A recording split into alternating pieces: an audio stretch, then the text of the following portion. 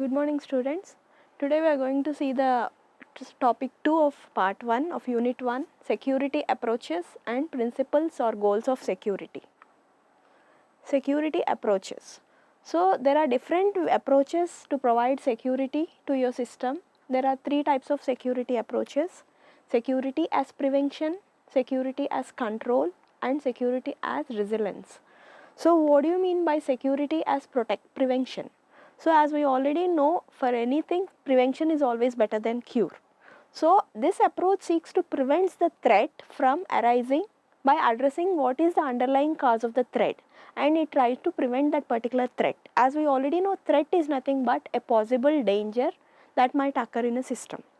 So security, you can implement a security as a prevention technique in order to prevent the upcoming threats and to avoid them. Next, security as a control or security as a protection. So this approach seeks to control, defend against or eliminate a particular threat. So as a part of control mechanism, security as a part of control, it implements certain measures to manage and restrict the threats. And as a part of defensive mechanism, it actively guard against the security risks. And as a part of elimination, it removes the threat and ensures that the protection is being maintained in the system. Next, coming to a security as a resilience. Resilience means that the ability to recover from an attack or recover from a shock. So here you can also implement a security procedure as a resilience mechanism.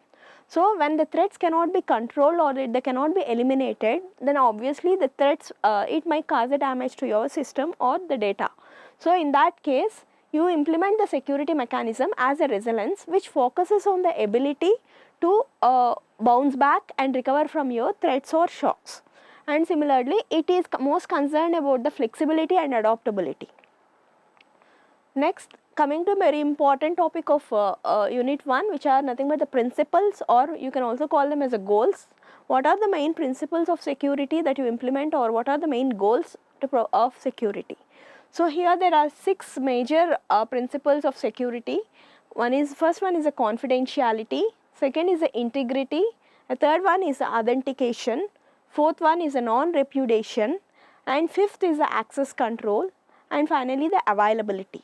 So these are the 6 major principles or goals that have to be maintained in order to ensure the security to our system. Next, we will see one by one in detail. The first type of principle is authentication. So authentication, as the name implies, say for example, if you see this example, a person A is sending a check to person B. So here person A is said to be called as the sender and the person B is said to be called as the receiver. So let us assume that the person A wants to send a check of worth $100 to a person B. So at the receiver side, how does the B would like to assure that the check has come from the sender A and not from someone else who is posing on behalf of A. So here the receiver should the sender should prove the authentication. He has to ensure that the receiver should ensure that the check is coming from the authorized sender or authenticated sender and not from anyone else. So this type of principle is said to be called as, this principle is known as authentication. Next principle is confidentiality. So confidentiality, as the name implies, the secrecy. So whatever information which is being transmitted from the sender to the receiver, the information has to be kept confidential or secret. So that principle is said to be called as the principle of confidentiality. So the principle of confidentiality specifies that only the sender and the intended receiver should be able to access the contents of the message. So when we talk about the confidentiality here, we are talking about the protecting the information from the disclosure to unauthorized parties. So even though a message is being if the intent attacker is going to access the message, should not know what is the content of that particular message. So it has to provide the confidentiality to the information which is being transmitted over the network. So when it comes to confidentiality, the information or the data which is being transmitted in today's digital world, there are different types of information we are transmitting. Some valuable information, So here the valuable information, example, you can transfer, you are transferring bank information, passwords, credit card information, government documents, trade secrets. So there is lots of information which is confidential, which is being transmitted nowadays, and all this information has to be kept secret. So the universal need here is everyone has an information that need to be kept secret. So there should, the major principle here is the confidentiality or maintaining the secrecy of your information. Next, interception. So here a loss of interception will cause a loss of confidentiality. So an example of compromising the confidentiality occurs. So if you see this example, when a user of computer A, he sends a message to user B, but another user C gains access to the message. He was able to identify the message which is being transmitted between A and B. So which means that this particular attack is said to be called as interception. So whenever there is an interception attack, it causes a loss of confidentiality of the information which is being transmitted between the two parties A and B. So if you see here, there are two users A and B. So if user A is sending a secret information to user B, and if someone else, when the message is being transmitted from A to B, it has to be kept confidential. If the other user is someone, if you see the user C, if he comes to know the message, he should not know what is the details of that particular message. So this is called as the principle of confidentiality. Next is the integrity. So integrity is one of the crucial aspect of information security.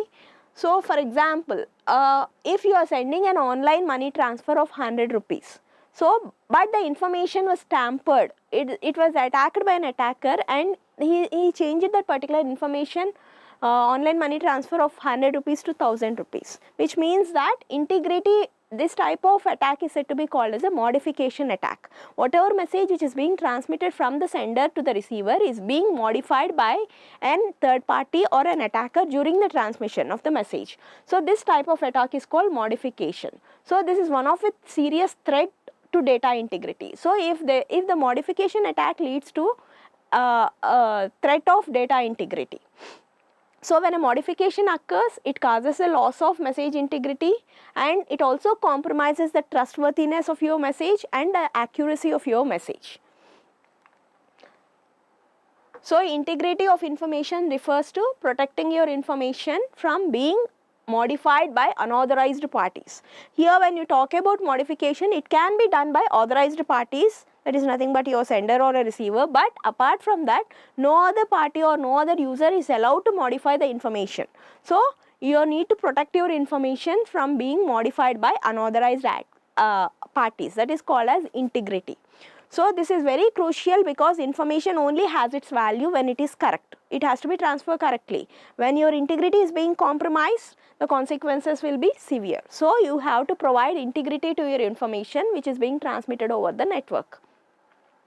And example of modification, if you see an example here, A and B will like to be assured that, so say A and B are sending a check, A is sending a check amount of $100 to B. So this is the principle, it has to, A and B should ensure that no one else can tamper the contents of the particular check. So this is called as a principle of integrity. So integrity here ensures that in terms of check, it has to ensure that the check amount remains unaltered, it has to remain as $100, and you need to protect the date and the signature from modification in the particular check, and you have to safeguard the name of the payee from unauthorized changes. So with respect to the check, all this has to be maintained to maintain the integrity of your information. Next is the authentication. Authentication is also one of the most important principle of security. So authentication is a process of determining the identity of someone. So here authentication, it is in two ways. You have to prove the identity of the users who are involved in the communication, or you have to prove the identity for the devices and the messages which are being transmitted during the communication. So authentication process, for example, if you see here, suppose user C sends an electronic document to user B, but the trouble here is that the C has posed as user A. So here the C is posing or acting on behalf of user A and sending a message to user B. Now how does the B know that the message has come from C, who is posing as A? So here this type of attack is said to be called as a fabrication. So the fabrication is a security threat where an attacker can impersonate the user. So it occurs when proper authentication mechanism is absent. So if you see this example, it ensures the absence of authentication. So user C is posing on behalf of user A and sending a message to user B. So this is an absence of authentication mechanism. So non-repudiation, next is the non-repudiation. So non-repudiation is nothing but it is an assurance that someone cannot deny something. Say for example, if I am sending a message to sender A is sending a message to sender B. After some time, the sender A cannot deny that I didn't send that particular message to him. So no one can deny that something. So that is called as a non-repudiation. So it refers to the ability to ensure that a party or a communication cannot deny the authenticity of their signature on a document. So here non-repudiation is very crucial in terms of security that prevents the individuals from denying their actions or communications. So here it ensures accountability and integrity in various contexts. So in legal scenarios, non-repudiation is often achieved by means of signatures. So how do you prove the identity that this is done by me? By through a signature, witness signature, so that the witness is the proof that this is done by the communication is done by the two parties. Similarly, in case of a digital realm, non-repudiation is equally important. It does not allow the sender of a message to claim of not sending that particular message. So when it comes to non-repudiation, there are two things here. One is non-repudiation from the sender side and non-repudiation from the receiver side. In case of a non-repudiation sender, whenever a sender sends a message, he can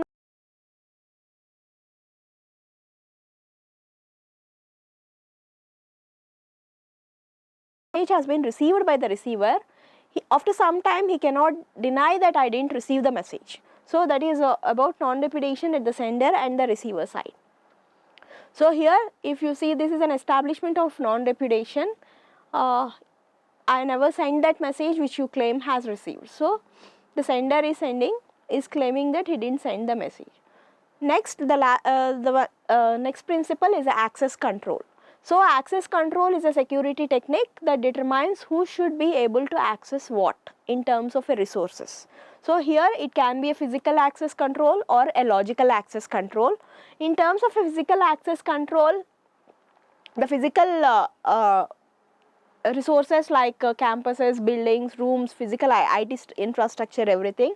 In terms of logical access control, it limits the connection to your computer networks or your files, whatever your data which is being stored in your system. So there are different categories of access control here. So access control is basically about controlling access rights to your resources. So there are 4 different types: mandatory access control, discretionary access control, role-based access control, and rule-based access control. Coming to a mandatory access control, it is a system where access rights are determined by a centralized authority based on the security levels and clearances. So here someone like an administrator, he is going to assign the access rights based on the resources, based on certain security levels and clearances. That type of access control mechanism is said to be called as mandatory access control. That is mandatory for all types of resources. And next comes the discretionary access control. It allows the owners of the resources, the owner who is the whoever is the owner of a particular resource, say for example a file. So he has a right to determine who can access the particular file and what privileges they can be assigned to access a particular file. So that depends upon the owner of the particular file. That type of access control mechanism is called as discretionary access control. Next, the role-based access control assigns the permissions to the users based on their roles within an organization. So if you take an organization, there have different roles like the team member, team leader, project leader and all. So depending upon his role in an organization, the access rights will be assigned. So for the team members, maybe only read and write access will be given. So whatever rights are assigned to the particular resources depends upon their role in an organization. That is called as a role-based access control. Next is a rule-based access control. Uses specific rules and conditions in order to determine the access rights. So based on certain rules, we are going to assign the access rights to your resources. So access controls performs authorization identification. In order to access any particular resources, you need to perform authorize identification of authorization first, then access approval and accountability. And this can be done through login credentials.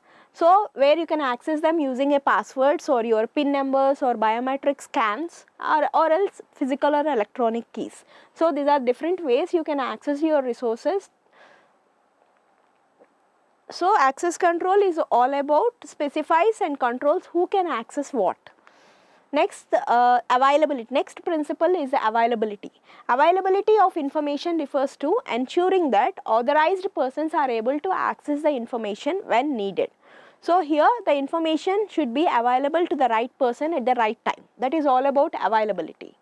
So an example of an availability attack is an interruption. So interruption attack is going to cause a loss of availability of your information or data. So denying access to information has become very common attack nowadays. So for example, due to intentional actions of an unauthorized user C, an authorized user A is not able to contact the server. So this is called as an attack on availability, or you can call it as an interception attack. So interception attack will put the availability of a resources in danger. Unauthorized users prevents the authorized users A from accessing the certain resources. So it compromises the availability of your resources. So if you see this is an attack on availability because of user C.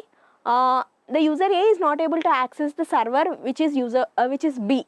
So if at all the information needed by the user A is not available from the server which is user B because of user C. So we call this attack as interruption or an attack on availability. Thank you.